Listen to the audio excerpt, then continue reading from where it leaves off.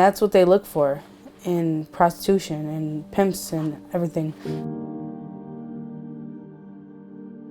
Trafficking is it's a big problem in our community. We do look at it as a direct effect of colonization, since it's been going on since first contact with Columbus, right? He trafficked young women to Europe. 8, 9 were popular according to his journals. I was born with alcohol syndrome and crack in my system. I was adopted at 2, so into a good family and everything. Growing up good, everything was fine. Until I started at high school, met a guy, he changed my whole life. I was really young, only like 13, and I was doing cocaine. Prostituting, doing drugs, selling drugs, really young. He was making me do whatever he said.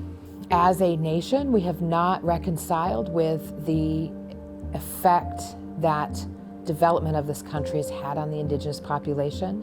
And so all of the issues are made to be invisible. It was years of the same things. Money for sex, money for drugs, money for whatever he wanted me to do.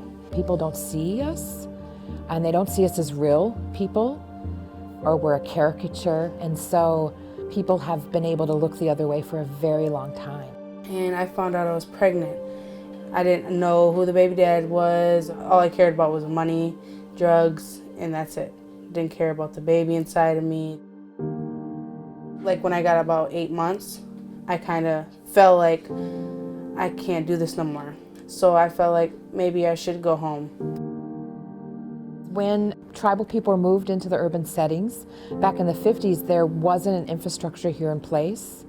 And so when they got here, there were no jobs, and it created these intense pockets of poverty.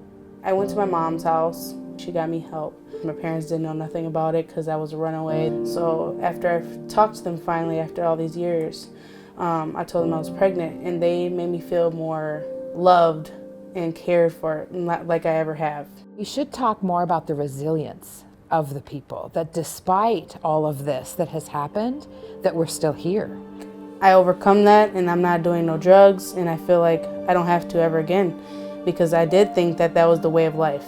Being like guarded down or pushed down was my life. I never thought I could get a job. I thought all I have to do was prostitute. There's enough of us who have gone on to become professionals that we're coming back to serve our community, to pull everyone else up too. That's where we move forward instead of getting stuck in the past. Because it's not okay for anybody to look at us and say, oh, she's Native, you know what they do, or you know how they were raised. I want to go to school. I want to be something to help other women and young girls, or even men, that need help to get out the life, addiction, prostitution, anything.